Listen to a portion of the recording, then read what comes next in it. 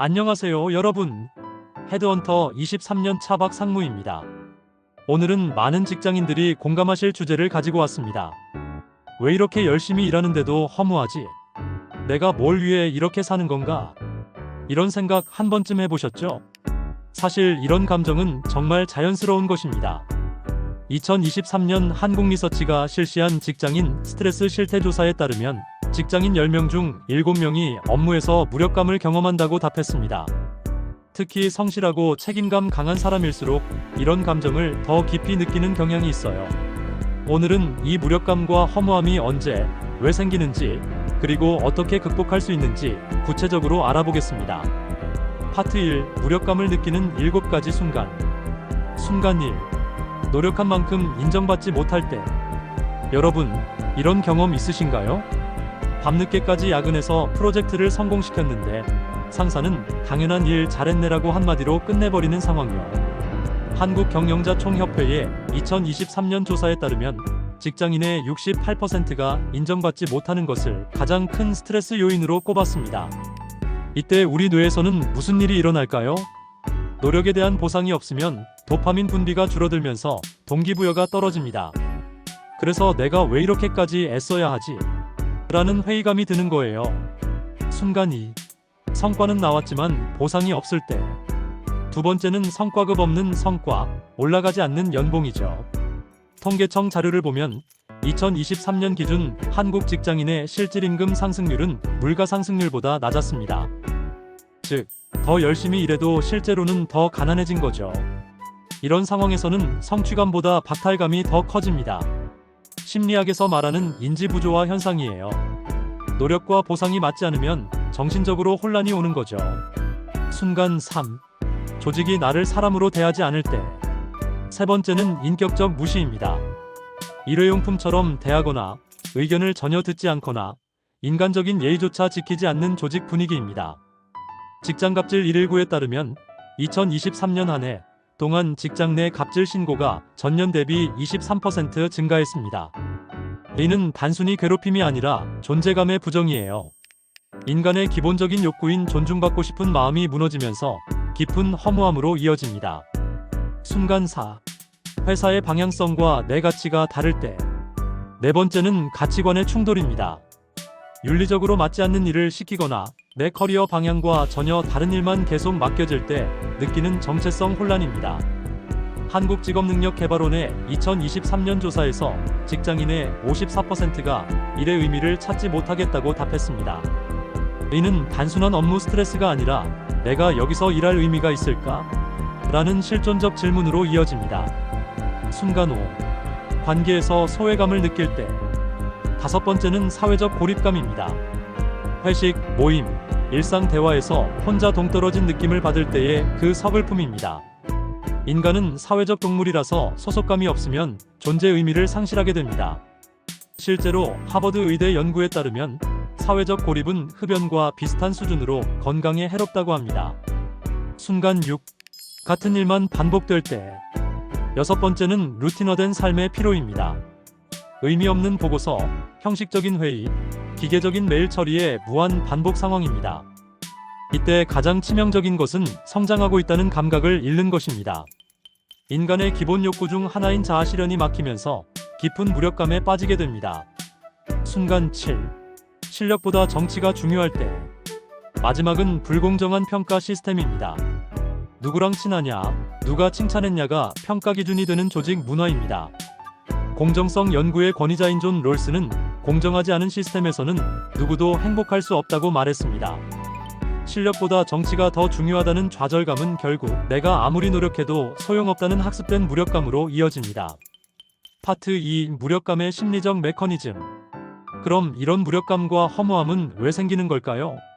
심리학적으로 4가지 핵심 이유가 있습니다. 첫 번째는 통제감의 상실입니다. 미국의 심리학자 마틴 셀리그만이 발견한 학습된 무력감 이론에 따르면 자신의 행동이 결과에 영향을 미치지 못한다고 인식하면 무력감을 학습하게 됩니다. 내가 아무리 노력해도 바뀌는 게 없다는 느낌이 바로 이것이죠.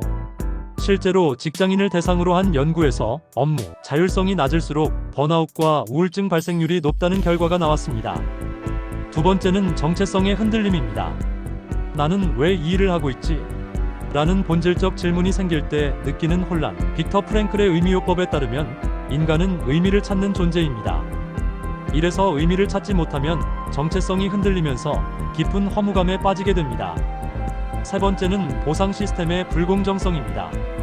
정상적인 상황에서는 노력 보상 동기부여의 선순환이 일어나야 하는데 많은 직장에서는 노력 무시 피로의 악순환이 반복됩니다.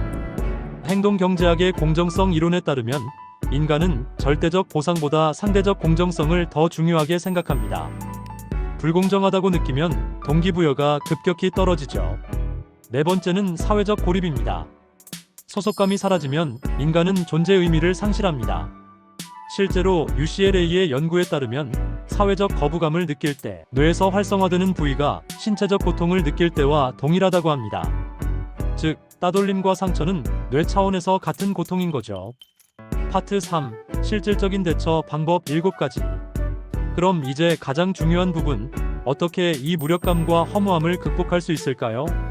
첫 번째 방법은 일의 의미를 재정립하는 것입니다. 나는 왜 이 일을 하고 있지? 라는 질문에 돈 외의 답을 찾아보세요. 예를 들어, 가족의 생계를 책임지고 있다. 내 전문성을 쌓아가고 있다. 사회에 작은 기여를 하고 있다. 동료들과 함께 성장하고 있다. 스탠포드 대학의 연구에 따르면 일의 의미를 찾은 직원들은 그렇지 않은 직원들보다 업무 만족도가 3배 높다고 합니다.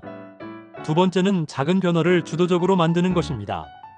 반복적인 업무 속에서도 새로운 방법을 시도해보세요.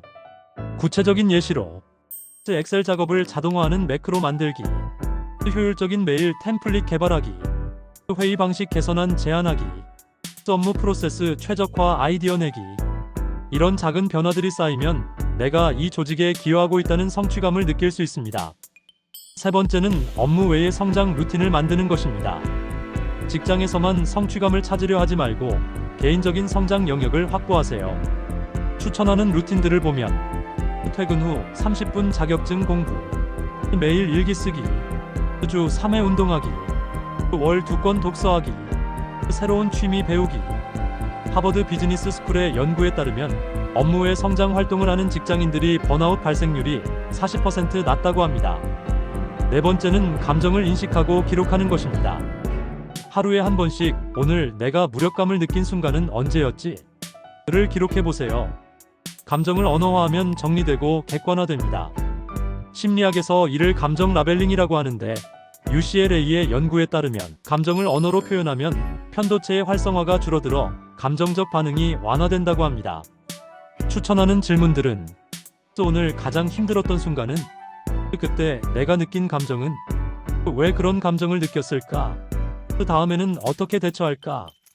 다섯 번째는 동료나 멘토와 감정을 공유하는 것입니다. 나 요즘 왜 이러는지 모르겠어요 라는 한마디만으로도 큰 위안을 받을 수 있습니다. 특히 선배나 동료가 겪은 비슷한 경험을 들으면 나만 이런 게 아니구나라는 안도감과 함께 구체적인 해결책도 얻을 수 있죠. MIT의 연구에 따르면 직장에서 신뢰할 수 있는 동료가 1명 이상 있는 사람들이 그렇지 않은 사람들보다 업무 스트레스가 35% 낮다고 합니다. 여섯 번째는 환경 변화를 시도하는 것입니다. 큰 변화가 어렵다면 작은 변화부터 시작해보세요. 가능한 변화들을 보면 팀 내 업무 로테이션 요청, 재택근무 비율 조정, 업무 공간 변경, 새로운 프로젝트 참여 지원, 장기적으로는 부서 이동이나 이직도 진지하게 고려해 볼 수 있습니다. 때로는 환경을 바꾸는 것이 가장 효과적인 해결책이 될 수 있어요. 마지막으로 필요하다면 전문가 상담을 받는 것입니다. 상담은 정신 건강 유지의 투자입니다. 특히 감정의 바닥을 느낀다면 미루지 말고 적극적으로 도움을 요청하세요. 최근에는 직장인 대상 EAP 서비스도 많이 생겼고 온라인 상담도 활발해져서 접근성이 훨씬 좋아졌습니다. WHO의 연구에 따르면 정신건강치료에 투자한 1달러당 4달러의 경제적 효과가 돌아온다고 합니다. 개인적으로도 조직적으로도 투자할 가치가 충분하다는 뜻이죠. 여러분, 오늘 이야기한 내용들을 정리해보겠습니다. 무력감과 허무함은 여러분이 잘못되어서가 아니라 지금의 환경과 관계 속에서 건강하게 반응하고 있다는 신호입니다. 이 감정들을 억누르거나 부끄러워하지 마세요. 대신 내 삶의 균형을 되찾으라는 메시지라고 생각해 보세요. 기억해 주세요. 1. 작은 변화부터 시작하면 됩니다. 2. 완벽하지 않아도 괜찮습니다. 3. 혼자가 아닙니다. 4. 반드시 극복할 수 있습니다. 한국직업능력개발원의 최근 연구에 따르면 적절한 대처 방법을 익힌 직장인들의 80%가 6개월 내에 무력감에서 벗어났다고 합니다. 여러분도 충분히 할 수 있어요. 오늘 이 영상이 힘들어하시는 분들께 작은 도움이 되었으면 좋겠습니다. 더 많은 분들이 이 내용을 볼 수 있도록 좋아요와 구독 부탁드리고요. 댓글로 여러분의 경험도 남겨주세요. 다음 영상에서 더 유익한 내용으로 찾아뵙겠습니다. 오늘도 고생 많으셨고 내일도 화이팅입니다.